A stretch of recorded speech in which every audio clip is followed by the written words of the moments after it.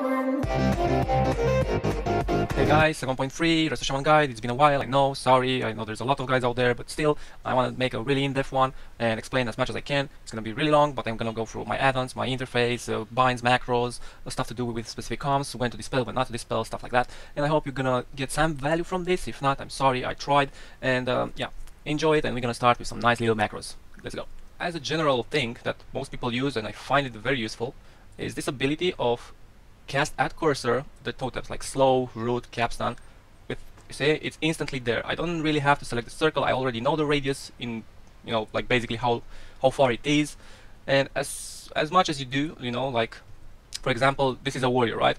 You can either place it directly under him or in front of him a bit. Like you could do something like this, and he's gonna get rooted over there, and he cannot kill the totem instantly. So after he gets out of the root, he has to walk towards the totem, kill it, and then run towards you. So this is a real useful macro just to instantly put a totem down. I have it for the airbind, I have it for, this is like all of the talents in one, all of this in one macro, and it auto changes, so this is very useful. I also have for urban totem and for spirit link. And spirit link as well is really important to get as fast as possible. I was trying it with casting on myself, like it was before, you know, like the default thing where you don't have to like project it and just be on yourself. I found it that sometimes I couldn't get it in time. I mean, I had to walk to the person and then cast the link, and hopefully I'm gonna be in range because it's gonna be on my like right over there, right over here, something like that. And sometimes you would fail it. You know, it was working before. It was like before this patch. It was not actually before this expansion. It was really okay. You could have, you know, called for them to come near you when you were about to link and stuff like that. Now everybody's playing really clivy setups, and they do like stuns and bursts, so you have to be able to throw it. Most of the time you have to throw it, and after you throw it you can jump into it, but not the other way around. If you try to jump and then use it, most of the time it will be too late. So actually try to use and then jump it, even though the delay is gonna be short because it's ticking every 1 second, but in that 1 second you have time to like jump towards the totem. So yeah, that's a good one. I have a focus wind shear, which is also like my target wind shear. It's my 4. I don't really use it that much. I mostly use the arena 1 to 3 that I have, which is also like for hexes, and this is mostly what I always use for interrupting. And there we are. It's like arena 1, 2, and 3. It's really simple, and it makes your life way easier. Instead of like having to click on them or tap target and shear, you just instantly know where they at, and you just watch their position, and you can interrupt everything easily. I also have the odd cursor for my healing rain. I only or mostly use it in the opener. I don't really go for like refreshes of this because it's not really feasible. It costs way too much, and it's not something I would use on a regular basis. Maybe with a weird spec, but no, it's not worth it. Alongside, I also have some party abilities. I'm not using this anymore. This is from the interface now. You can change it really easily. Actually, not this. It's keep binds. So you have this targeting, and besides these things, you have the target party member 1 and 2. And I have my mouse buttons on this, and these mouse buttons used to be binded on these 2 macros, which I don't use anymore. The only thing I hate about this, when I double tap, like when I use my mouse button twice, and the target has a pet, it's gonna go on the pet. That's the only thing that bothers me, because I usually spam target somebody, and will get a pet, and I will like Urshield the pet or something like that, which is really bad. So if you have this problem, I would recommend having naming, like I used to, like this, and just put names in there, and that's about it, and then you're never gonna target the pet. And that would be a really good solution. So you don't have to think too much about it. And sometimes when I play like with the same people, I use this. I just change it, and I use the targeting by name. Same goes for dispel, which should be right over here. So with the dispel, it's really a good practice to not like target dispel, then target the other guy, and you try to purge or try to interrupt or whatever. No, that's too slow. You actually have to have your target could be anyone, and you want to dispel somebody else completely, and you just use the macro. I use modifiers. You can have like Alt 1 to 3 and something like that, or Shift 1 to 3. It's a matter of preference. I'm used to pressing modifiers, so I have like Alt for self. So I have Alt E because usually I put this on E.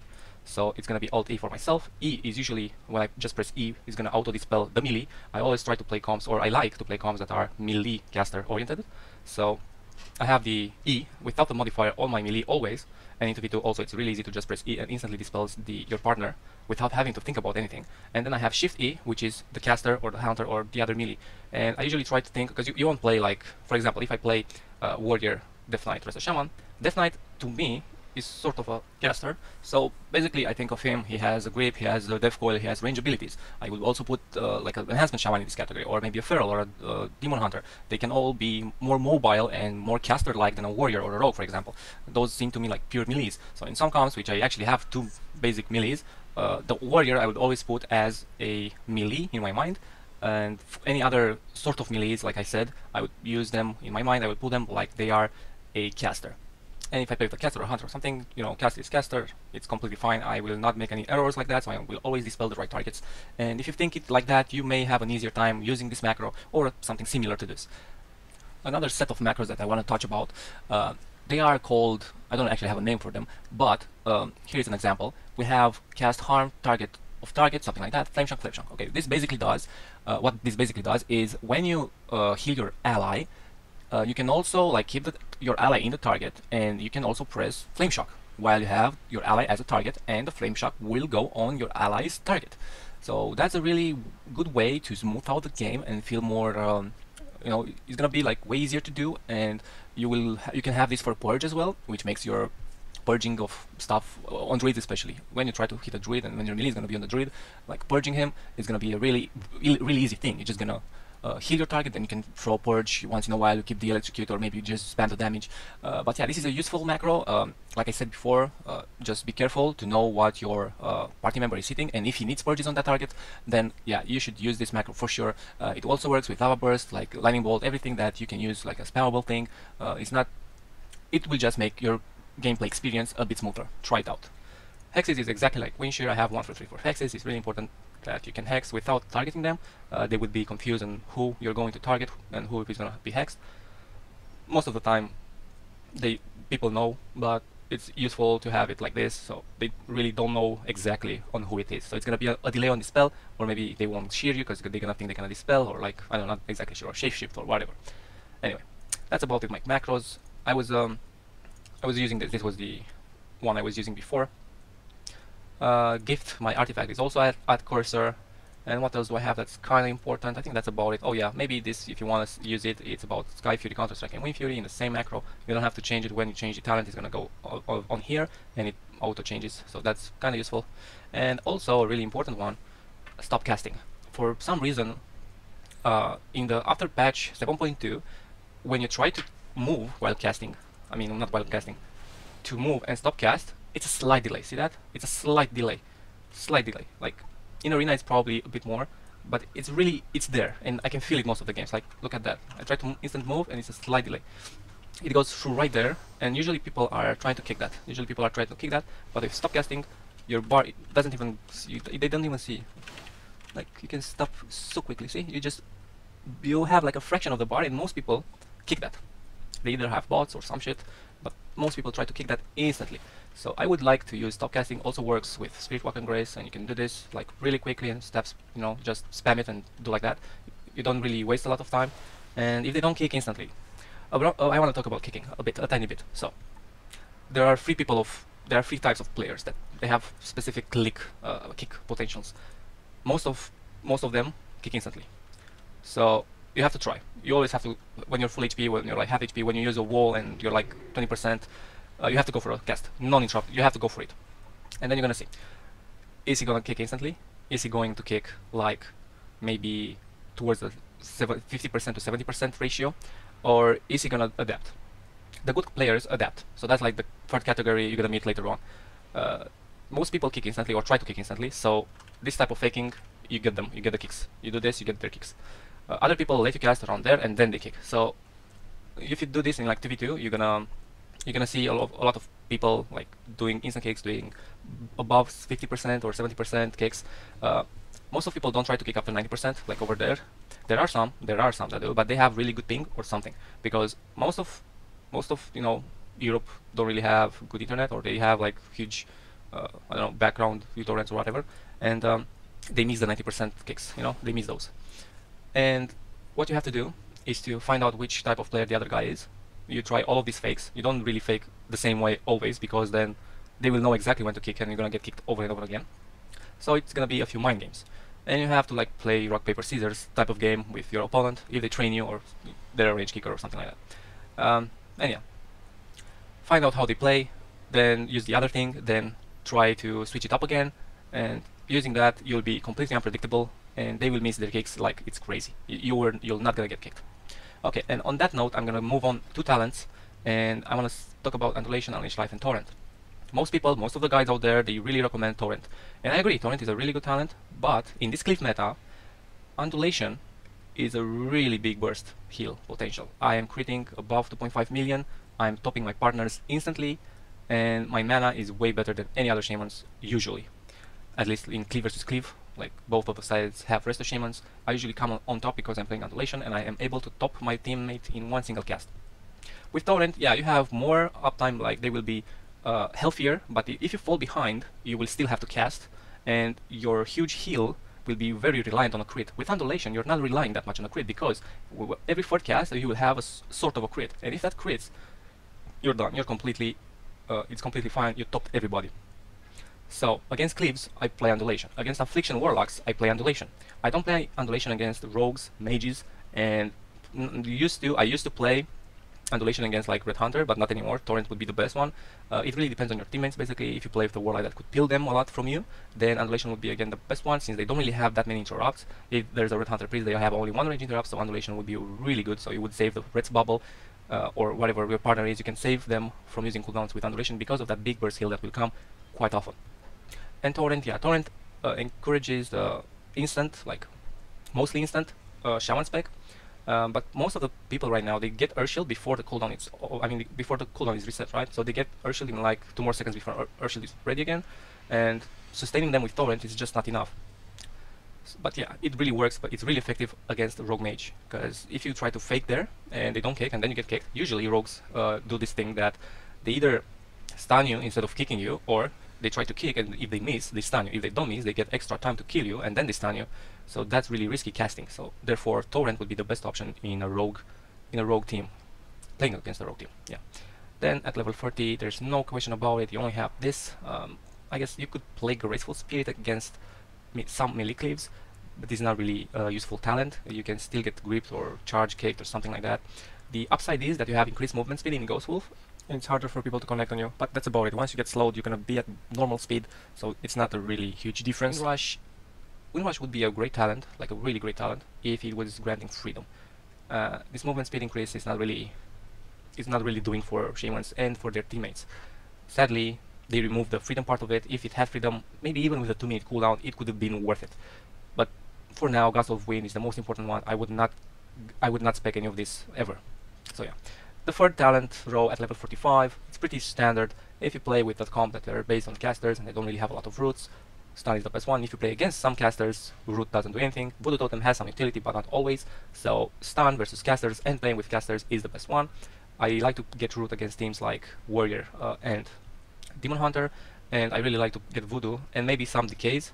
But Voodoo, I really like to get Voodoo against Windwalker monks because they have the 30-second cooldown on their freedom, so they basically make air grab kind of useless if they just mirrored it. So Voodoo Totem would also break their Fists of Fury, which is a lot of their stuns and burst, and Voodoo Totem has a lot of value against Windwalker, like a lot of value. It works against TSG as well. If they don't really go, even if they go you can pretty much free cast and use Voodoo Totem on cooldown, and you will get a few casts off. Moving on level 60, we have Crashing Waves and some other talents that could work. But usually Crashing Waves is the one to go in arena. I tried Unchancellor Guidance in PvE, in RBGs, and it works. It's kind of nice. The problem I have with it is it only heals up to 3 nearby injured party members or right members, which is kind of low. I was expecting like a raid heal ability which would heal everybody, and then yes, this would be the best one, maybe even in arena, but not even. It's too long of cooldown for arena, but it would have been for RBGs for sure. Deluge is really good only if you play with the Spiraling talent and you go for the chain heal spec, which is not as good as before because people started to know how to play against it. Like RMPs will just... You have a huge downside with Spiraling.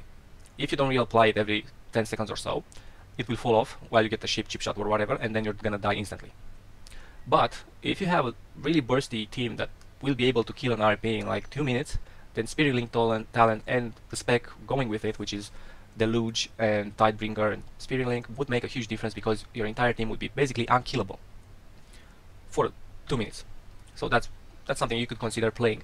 Although it's a harder spec to play, it kind of really matters what comp you play. and I will not recommend it. I will not recommend it if you're new to Shaman. It's gonna be quite hard. At level 75, you have some interesting talents with some potential. The rest of them is really fun.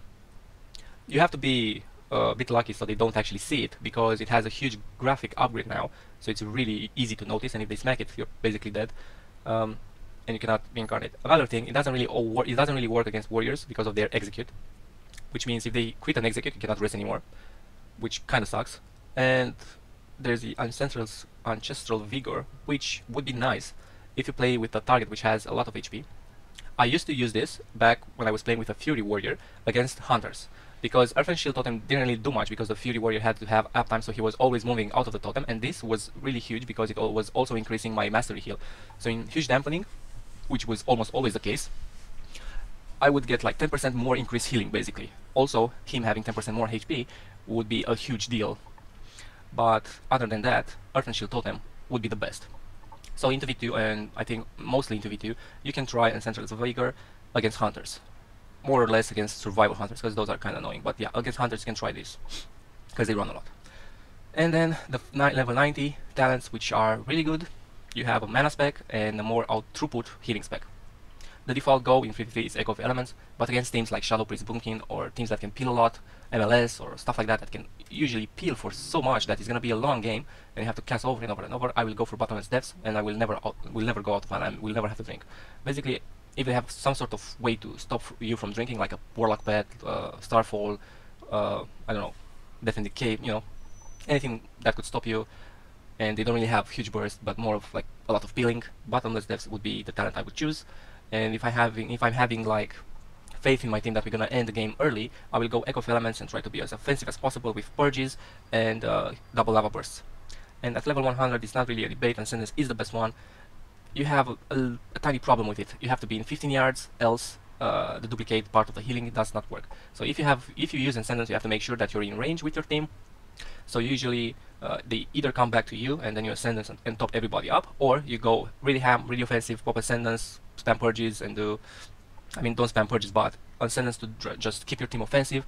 And if you pair your Ascendance with Artifact, then you're gonna get a huge bonus. It's gonna be like 4 heals from one ability, so that's a really powerful combination. Also, if you have like Riptide on everybody, like Riptide on yourself, Riptide on the other guy, and Riptide on the other guy, all of that healing is duplicated. So if you guys are also all close to each other, it's gonna be a lot of instant healing.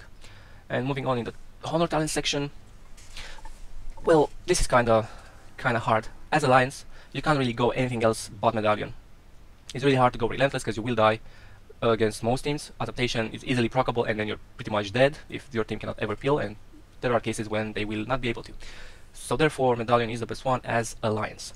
If you're Orc or Tauren, well, usually just Orc Relentless, it's really powerful, but it has a few downsides. You are prone to swaps, and if the swap is really well executed, you will die through Orc Relentless if you don't have Earth Shield on yourself. So it's really important if you play Orc Relentless or like Relentless to make sure you have Earth Shield on yourself before they swap to you.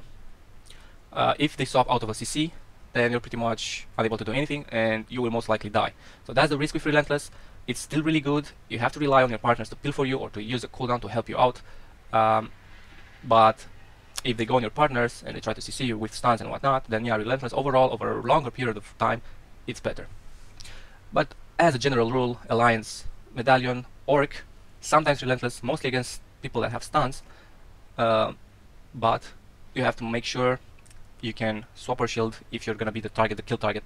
So you have to play a bit and see how and what people are doing at the current rating you are. If they go for you a lot, maybe Trinket would be a better solution for you, or just keep Relentless and always keep your shield on yourself.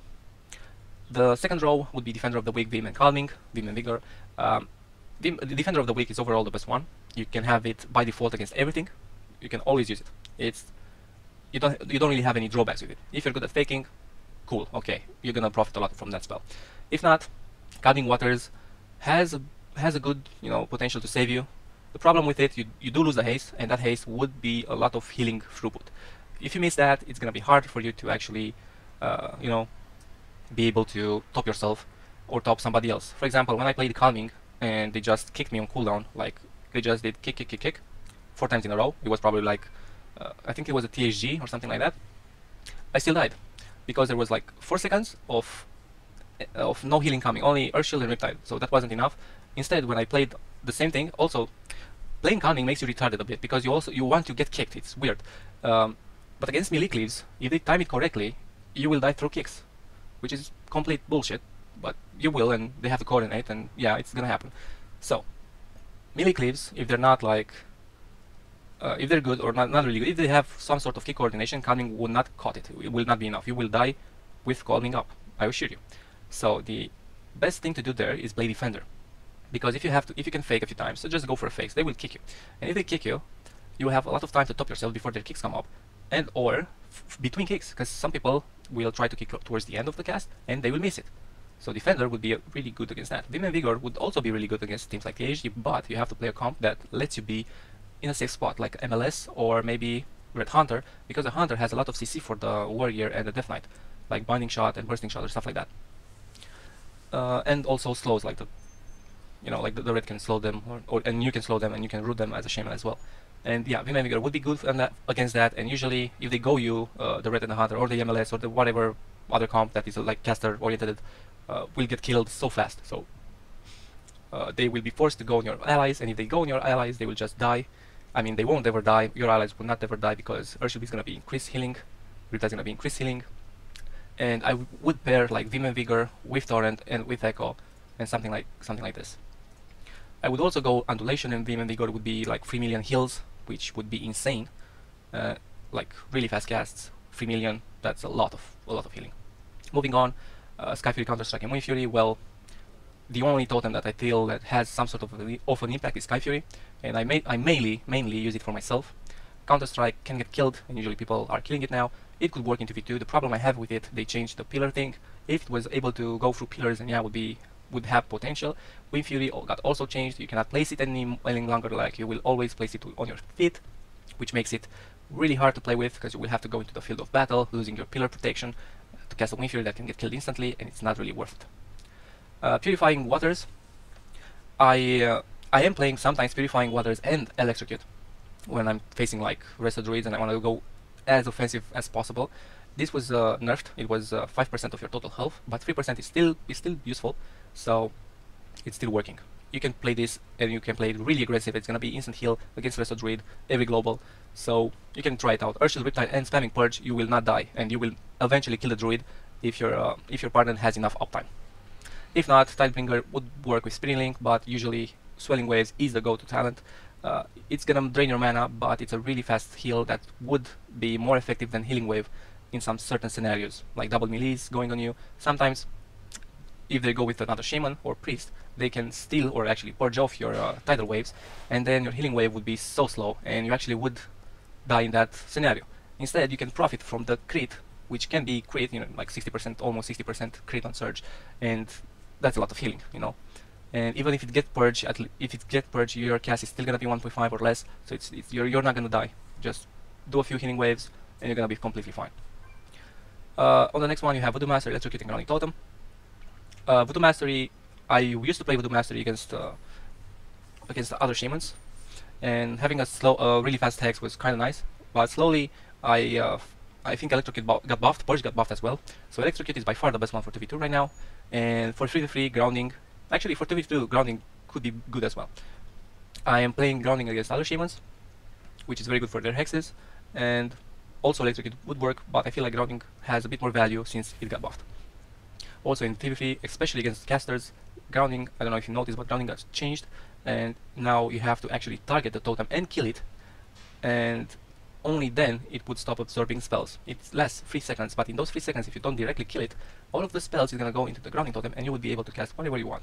You won't be interrupted by any casting ability, and Chaos Balls, Glacials, and all that, they are going to go into the Grounding with no problem, with ease. So they have to kill it manually, select and kill. Then another good thing is that it goes through pillars. So if your party member is on the other side of the pillar, you're stuck in a route, they're casting like, I don't know, Chaos Bolt and Glacial, you just press Grounding, and Grounding is going to eat all of the spells through the pillar, which is a really powerful ability if you think about it, and it cannot be killed. So yeah, you have to choose against Electrocute and Grounding. So depending on your comp, if you want to play a laid back comp and just survive and eventually get a kill, Grounding would be the best one. If else, you can try electrocute and you can try with purifying waters and be super aggressive, and you can win in the first 15 to 1 minute during the arena, 15 seconds. So yeah, you have a lot of options. The second row is Rippling Waters, Earth Shield, and Spirit Link. Rippling Waters, just it's not really there yet. It misses something it misses. So it's not really powerful. I would never get it, not even against a triple dot team. Not worth it. Earth Shield, the most important part of it is the damage reduction, in which in dampening that doesn't get dampened. So 50% damage reduction in dampening is actually 50% or healing, like an extra HP. It really matters. So it's really powerful just because of that. And Spirit Link talent, the problem with it, like I said, it got nerfed to 20 seconds. You have to reapply it constantly. If you don't reapply it at 10 seconds, it will fall off if you get hit by 2 CCs, which like for an RMP would be easy to get off, and then you or somebody in your team will die.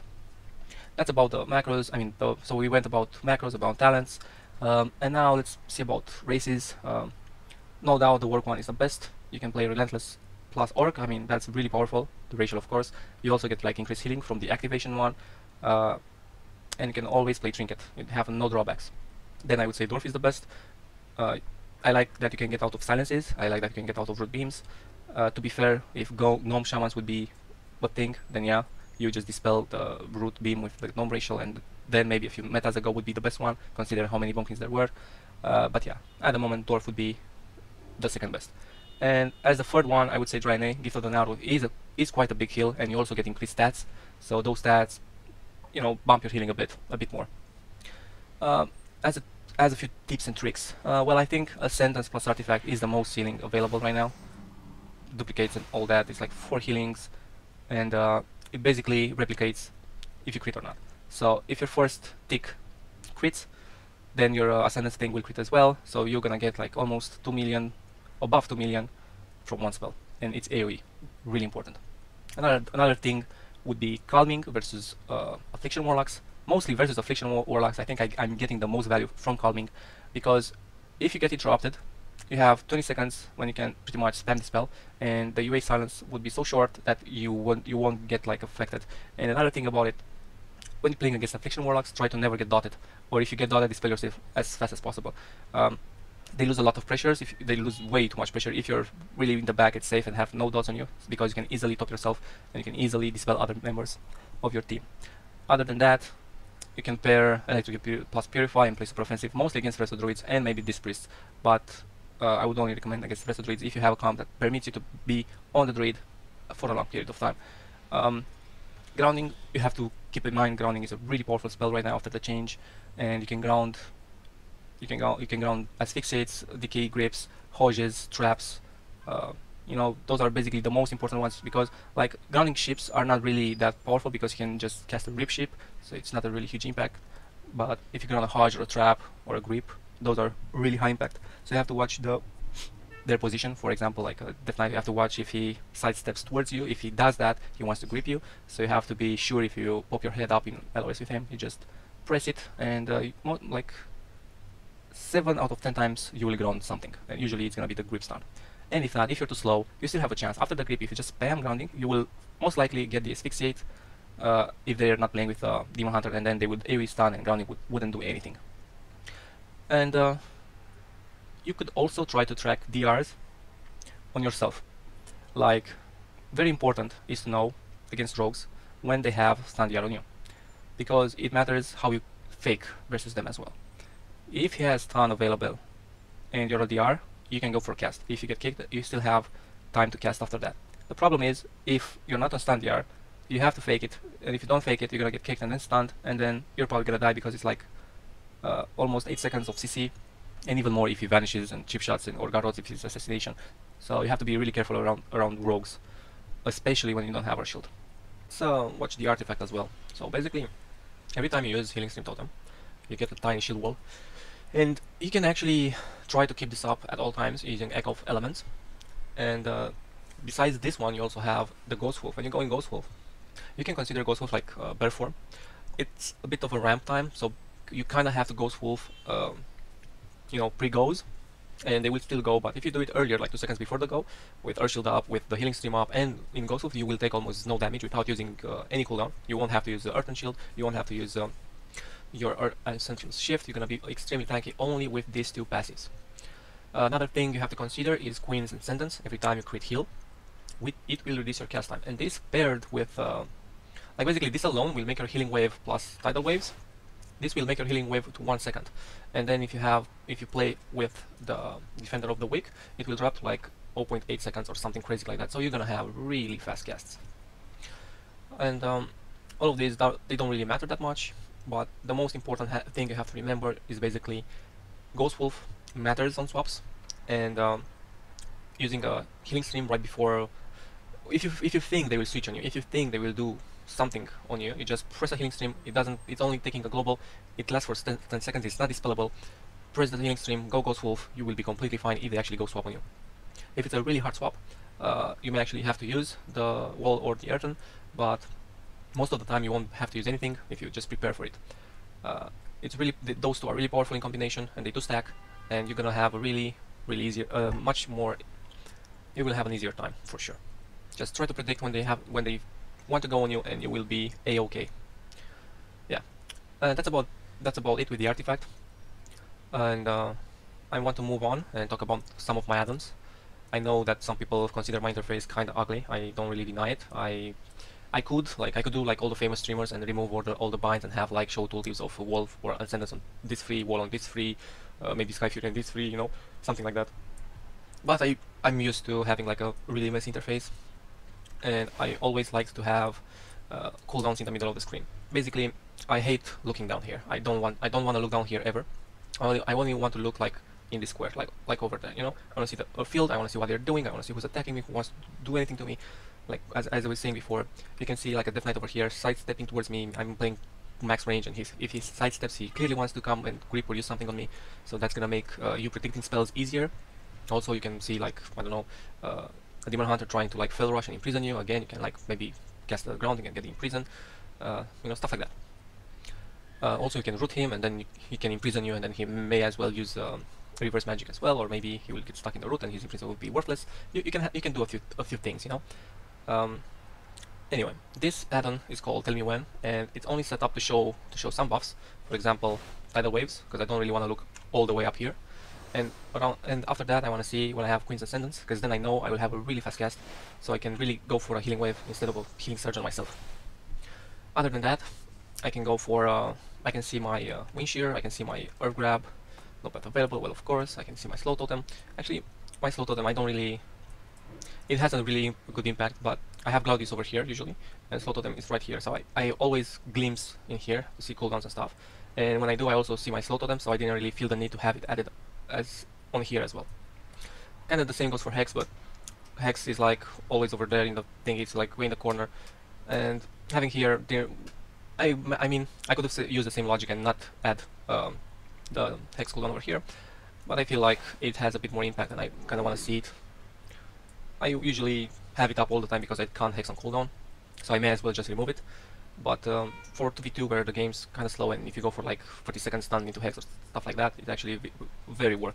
Healing stream, again, like, there we go, we have the wall instantly, so it's really useful to know how many stacks of healing stream. I always try to have at least one stack, always, so if they go for me, I can easily just do this, like healing stream, Ghost Wolf, and even Earth Shield. But if I think that they won't commit and they just go for the CC, I won't actually Earth Shield as well. It will be too many globals, and I wouldn't actually need Earth Shield if I actually do the healing stream and the Ghost Wolf. This is a ton of damage reduction, so in like 2 seconds you have 20%, even more than 20%, and then in total you have like 40% damage reduction. It's for a short while, but it works really well against swaps, and that's why Shamans are probably the best all-around healer right now, because you can do stuff and you can completely destroy the ghosts. You can completely shit on their ghosts. They can also play around this. They can also bait the healing streams. They can do side steps. They can do stuff like that and bait them. Versus rogues, you should do this always. You should try to do it as much as possible, at least in 2v2, where it's easier for them to go on you without actually risking much. And yeah, I guess we consumed this topic enough, but it's really important to use the spells accordingly, and just by pressing them, when you think that he's gonna come towards you, just press them. Just by pressing them, your mind will start to actually predict, and it will actually, maybe 4 out of 10 tries, they will actually go on you, and you would not die because you used the spells. So this will improve your arena gameplay by a lot. It will make like a 200, maybe a 300 rating difference. I'm not even joking. It's really important. Okay, besides this, there's not really much with artifact. The only other thing is you can use deep waters with Transcendence, which I already talked about, and it's a really huge AoE heal. It heals for like 4 million almost if it crits, because every tick is almost 600k or something like that, and it will be duplicated. So the duplication, it will be a crit as well. If the other tick of that gift will also crit, that's like almost 3 million healing. So it's really powerful, and it's AoE healing. And my health is what, 4 million, so it's a lot of healing with just one spell. That's so powerful. Okay, now I was talking about add-ons, and I went back a bit to my artifact. I'm sorry, but I can't stress that enough. Like, I see a lot of people struggling, and it really matters a lot. Okay, so I also have Gladius as my main arena tracker, arena frames tracker. It's basically the default. I haven't changed much to it. I'm recently removed the names. I feel like if you meet somebody which is a streamer or somebody that it's important, you would maybe get like excited, you know, and maybe not play as good, or maybe try to play too good and you actually go to ham or too defensive, you know. So actually not seeing the names, you will still see the names, but you won't see them right away, and it could improve your thought process, and it could improve your ability to just ignore who they are and just play the game, which you should just play the game and don't really care if it's me, Poki, or I don't know, somebody really famous, I guess. Okay, on this I have the Jacksington or something. He's a rogue from US, and he modified this add-on, and you can see the kicks. It's really important that you see the kicks, so you don't really overlap. So basically, every time a party member or you kick the target, instead of this icon over here, you'll see the kick that is used. So if he's kicked, you won't actually CC into that because he's already in the lockout, and you actually want to CC right before the lockout ends. And that is like 1 or 2 seconds of CC that will actually land a kill in most cases. So you have to consider that as well. Other than that, I have party ability bars, which is pub. Let's just close that real quick. This shows your party member cooldowns. You can put it wherever. I had it usually. I have my bars right here with my HPs. They're right over here, and I usually had party member ability inside the bar. But sometimes it's getting confused when they have the buffs, when they have your buffs. So recently I moved them over here, and you can see your party members' abilities right here. So you will know when they have kicks. You will know when they have big huge defensive cooldowns, like bubble for an example, and you know if you have to use something to save him, or maybe to buy some time so his bubble comes back, you know, something like that. That's really important. Besides that, I have a few more actually, but not as important. I have big debuffs. This shows like you can have 6 buffs on your interface, which is really useful, and you have like a priority buff. So for example, if you get a dispellable CC, it's gonna be bigger, and you can see it way easier, and you can just press display instantly, dispel instantly. So that really matters. And then you have a lot of customizations and stuff like that. Like you have immunities, and you have stuff like if he's immune to something, you don't really have to dispel. You have like spell immunity if he uses AMS. If you try to do CC on him, it will be worthless. So yeah, stuff like that. I always have crowd control as my first priority, so I want to get my people out of CC as fast as possible. Most of the time I can, sometimes I choose not to. For example, let's say there's an RMP, and my party member gets shipped. I'm not in CC yet, I'm behind a pillar, I'm completely fine. So he's full shipped. They have like all their cooldowns, they have shadow step, they have everything basically. So my choice would be, oh, okay, let's dispel the guy. Well, sometimes that would be the wrong choice, because some RMPs, they bait with that ship. They try to get you to dispel it so they can switch on you instantly. Usually they use a fear, they use a ship, and it's really important to see your position and the rogue's position. If you can dispel while not being in line of sight with the rogue, then go for it. But if you dispel and you're going to be in line of sight with the rogue, it's problematic. Try to swap Earth Shield before you do it, and also try to pop a Healing Stream totem. So you go like this, you go Earth Shield, you go Earth Shield, Healing Stream, go for the dispel. It's going to take a while, but this would actually save your life. Or you could just, if you don't have a Healing Stream available, if you don't have like Earth Shield, you just use it or something, you may have to consider letting your party member in CC a bit longer. Because the goal of RMPs usually are to make you show yourself, make you like vulnerable. And if they switch on you when you don't have the damage reduction, you don't have like Earth Shield on yourself, you may just die 100 to 0, especially if you're playing a Relentless. So yeah, you have to consider that when you go for the spells, and you're in a bad spot. Other than that, I do have a few more add-ons. Omnibar, which is another one I consider kind of important. It shows basically every cooldown, every ability that the enemy uses. I have two things. I have one for spells, which is like everything, and I have one for kicks, which is only it's only kicks, like lip stun and mind freeze and stuff like that. Or mage is only CS, and it's easier to track the kicks by just having a separate bar instead of having all the spells crammed in like a huge bar, and it's getting like a bit, you know, it's harder to track, it's harder to see if you faked or not. You still see it, but your brain lags a bit until it sees the spell, you know. It's not a huge difference, but it could save you like a few milliseconds. It's that low, but also if you play like 5 or 6 hours of arena, having like 2 separate bars, it will make your time playing way more chill, and you won't get as tired as if you had a huge bar with a huge amount of spells in there. So yeah, that's about with the important add-ons. And I have a few, like Gladiator Losa is an add-on that announces pretty much their cooldowns. It's not really something that I'm really dependent upon. Like most people really need this, but I usually use it for the stream. Sometimes people don't really see what happens, you know, and they actually need a voice activation thing. Sometimes consider this people consider this being annoying, but for someone who is new at the game, and most of you are new or want to improve, this is a very helpful add-on. It will like expand your horizons, let's say, and it's really powerful, especially if you don't use voice. If you use voice, like if you play with voice, which I do recommend playing, you can play way better, especially if your teammates have a bit of experience and they can call targets and cooldowns to use and stuff like that, and or when to run or go for a target. It really makes a difference.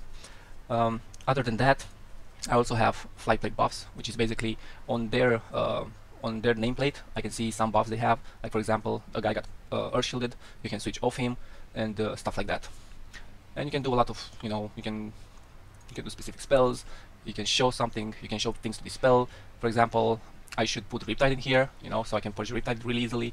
Or I should put Ghost Wolf. I should, you know, I don't have to target the player to see what buffs he has. I would know exactly what he has, and I could dispel it or I could like purge it, you know. It's really useful. You can customize it to your preference, and I do recommend it as well. But it's not something that you really need, but it's something that could help you.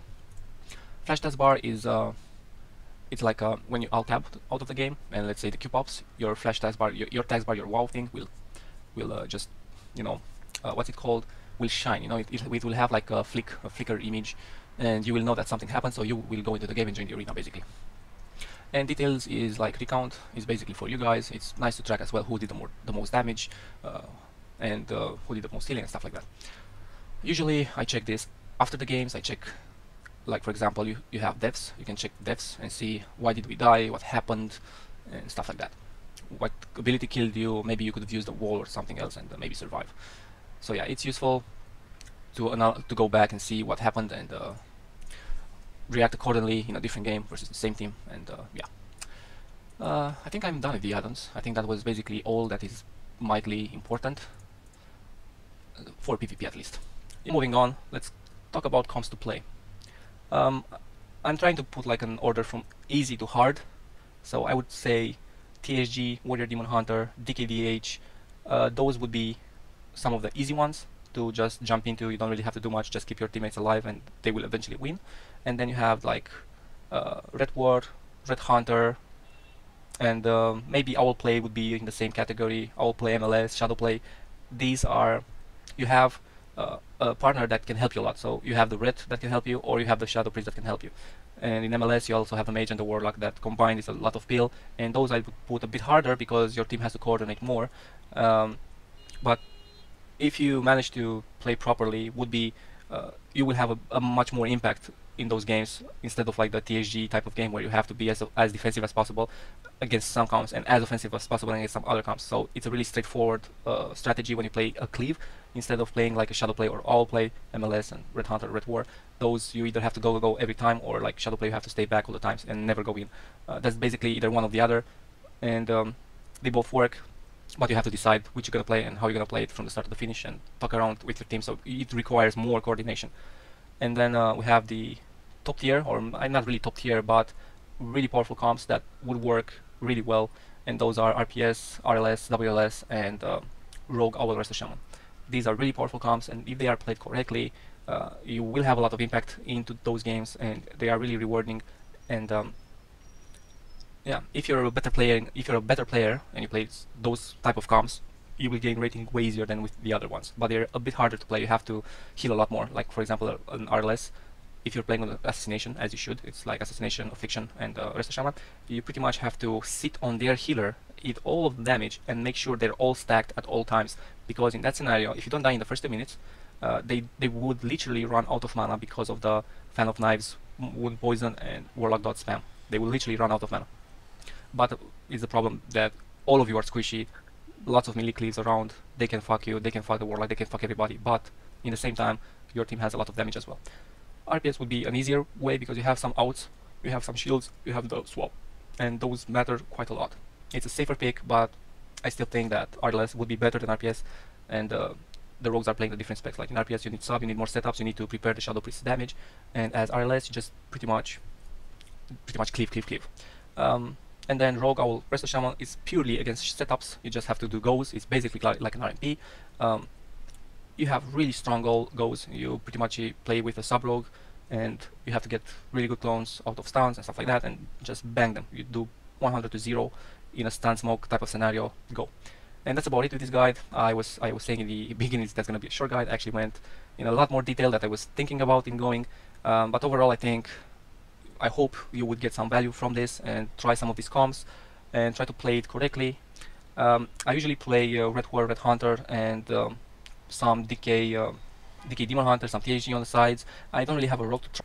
I'll eventually try the other ones. Now I have a mage, I have a warlock, I have a rogue, but the rogue is still learning a bit. So basically, I will try to play a lot of comps in the upcoming weeks and see which one is suited for me the best. But I still have like my red friend, and I will have like a real life friend that's gonna start playing. So you're gonna see a lot of variety of comps in the next few weeks, at least for Resto Shaman. So yeah, it should be interesting. Stay tuned. I hope I covered enough in this guide. Maybe you learned something. I think I'm almost sure I had more ideas and I think I missed some of them. It is a really long guide. I go through stuff and I really hope that you would get some value from this. And if you did, please share it to somebody who plays Shaman, or maybe wants to learn something or a bit more and have some insight. And yeah, thanks for all the support, thanks for the follows, for the comments. I always like to respond to those and always like to have a conversation on the stream. And yeah, hope to see you tonight, and have a good one. Bye bye.